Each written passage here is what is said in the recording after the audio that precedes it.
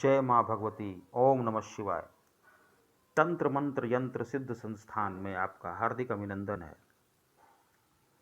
तंत्र मंत्र और यंत्र एक ऐसा विषय है जिसके बारे में जानने की प्रत्येक व्यक्ति जिज्ञासा रखता है।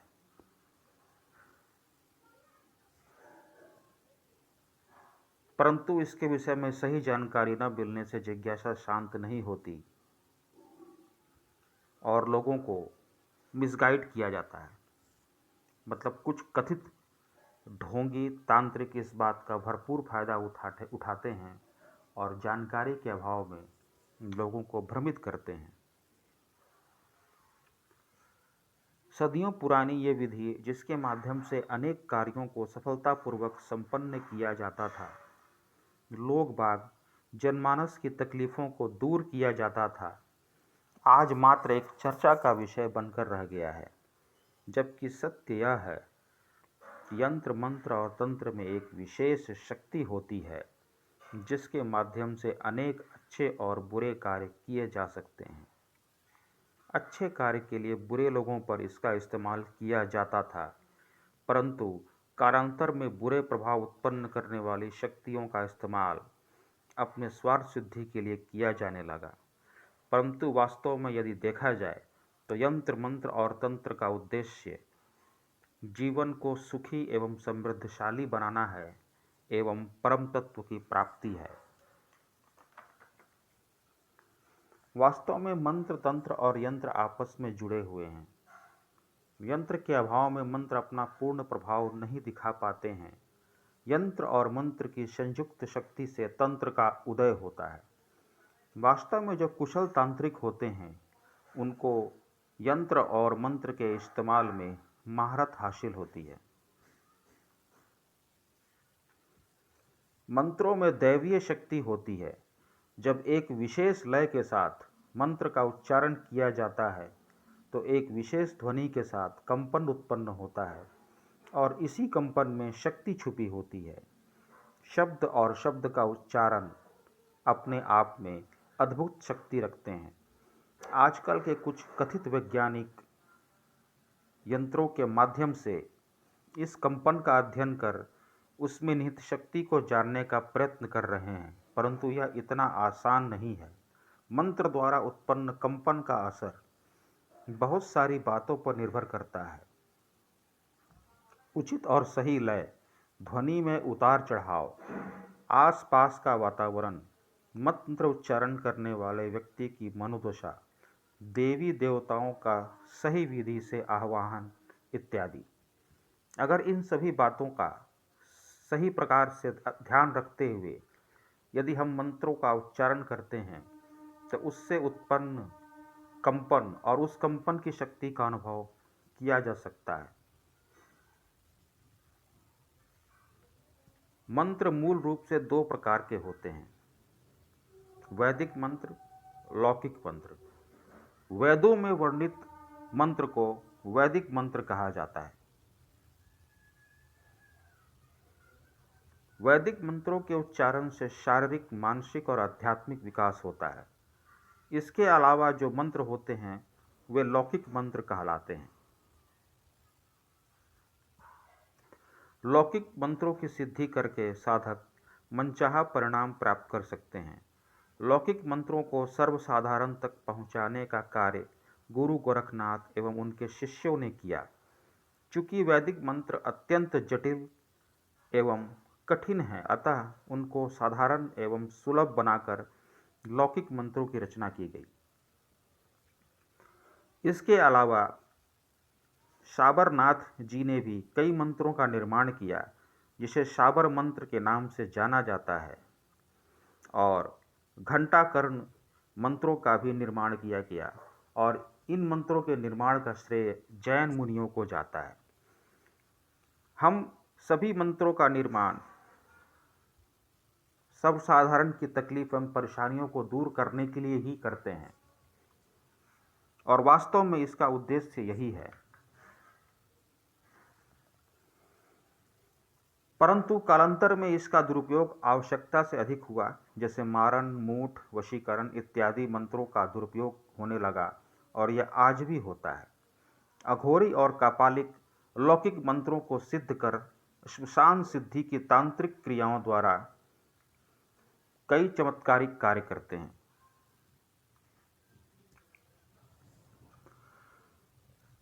जैसे वशीकरण करना, किसी दूसरे व्यक्ति की चेतना को अपने अधीन कर लेना एवं उससे मनचाहा काम करवाना, मारण, उच्चारण इत्यादि का भी लौकिक मंत्रों को सिद्ध करके किया जाता है। मंत्रों के द्वारा बारिश कराई जा सकती है, आंधी तूफान एवं मूसलाधार बारिश को रोका जा सकता है। इसके अलावा और भी कई प्रकार के चमत्कार हम लौकिक मंत्रों के द्वारा कर सकते हैं।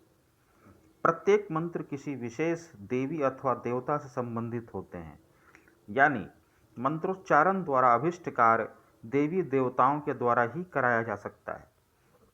तांत्रिक अथवा मांत्रिक इत्यादि कष्टपूर्वक नियमों का पालन करते हुए सही विधि द्वारा मंत्रों से संबंधित देवी देवताओं को प्रसन्न कर उनसे वरदान स्वरूप अभिष्ट कार्य करने की क्षमता मांगते हैं, और जब देवी देवता प्रसन्न होकर वरदान देते हैं तो कहा जाता है कि अमुक व्यक्ति ने उस मंत्र को सिद्ध कर लिया है। जब व्यक्ति किसी अभिष्ट कार्य को करने के लिए सिद्ध यंत्रों का उच्चारण करता है तो उन यंत्रों से संबंधित देवी देवताओं का आह्वान करता है और फिर वही देवी अथवा देवता उस अभिष्ट कार्य को संपन्न करते हैं। जैसे एक उदाहरण प्रस्तुत करता हूँ। कर्ण पिशाचिनी सिद्धि का नाम हम लोगों ने सुन रखा है। जब इसका प्रयोग तांत्रिक किसी जटिल प्रश्न का उत्तर जानने के लिए करते हैं, वास्तव में इसका कार्य यही है कि जब व्यक्ति के जीवन में एक ऐसा जटिल प्रश्न आ गया है, ऐसी जटिल परेशानी आ गई है जिसका समाधान नहीं मिल पा रहा है, तो उसका उत्तर जानने के लिए कर्ण पिशाचिनी का आह्वान किया जाता है। इस क्रिया में साधक ने साधना के द्वारा पिशाचिनी को सिद्ध कर रखा होता है।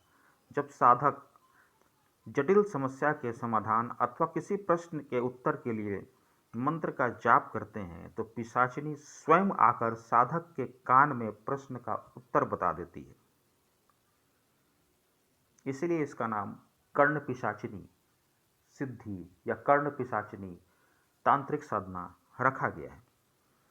उसी प्रकार बैताल को भी सिद्ध किया जाता है। आपने सुना होगा कि तांत्रिक बिना कहीं गए हुए अपने घर अथवा सिद्ध स्थल पर बैठकर सैकड़ों हजारों किलोमीटर दूर मारण, उच्चाटन, वशीकरण या और भी कोई अन्य कार्य को करने में सक्षम होते हैं। वास्तव में साधक ने कठोर साधना के द्वारा मंत्र को सिद्ध कर रखा होता है और वह मंत्र बैताल से संबंधित होता है। जब किसी कार्य को सिद्ध करने के लिए मंत्रोच्चारण किया जाता है तो वह बैताल सैकड़ों हजारों किलोमीटर दूर जाकर उस कार्य को संपन्न करता है। इस कार्य में वशीकरण, मारण, उच्चाटन इत्यादि आते हैं। परंतु यहाँ एक बात का विशेष रूप से ध्यान रखना होता है। साधक को उस स्थिति में जब वह मंत्रोच्चारण द्वारा और तांत्रिक क्रियाओं द्वारा किसी कार्य को करना होता है, उस वक्त व्यक्ति को साहसी, निडर, निर्भय और आत्मविश्वासी होना आवश्यक है। जरा सा डर और आत्मविश्वास की कमी साधक के ऊपर उल्टा प्रभाव डाल सकती है। तंत्रों की उत्पत्ति का श्रेय भगवान शिव को जाता है। वास्तव में इसकी उत्पत्ति भगवान शिव के मुखार बिंदु से हुई है। कुल मिलाकर 28 प्रकार के तंत्र होते हैं, जिसका वर्णन मैं अपने आगे आने वाले वीडियो में करूंगा। तंत्र व साधना के दो मार्ग प्रचलित हैं, दक्षिण मार्ग और वाम मार्ग। इसमें दक्षिण मार्गी साधक सात्विक रूप से ईश्वरीय साधना कर आध्यात्मिक शक्ति प्राप्त करते हैं, जैसे कुंडली जागृत करना इत्यादि। इसमें गुरु गोरखनाथ, साबरनाथ जैसे लोगों ने मध्यकाल में तांत्रिक क्रियाओं में अनेक संशोधन किए।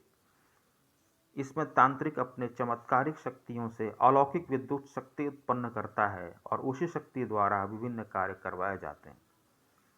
तंत्र साधना का जो दूसरा मार्ग है वह है वाम मार्ग। इस साधना का प्रयोग कपाली, अघोरी इत्यादि करते हैं। मूल रूप से मध्यकालीन युग में इसका प्रचार और प्रसार हुआ। तंत्र साधना के इस मार्ग का प्रयोग तांत्रिक आज भी करते हैं, जिसमें आपने कामाख्या देवी का मंदिर का नाम सुन रखा होगा। कामाख्या देवी मंदिर में जो भी तांत्रिक होते हैं वह इसी विधि का यानी कि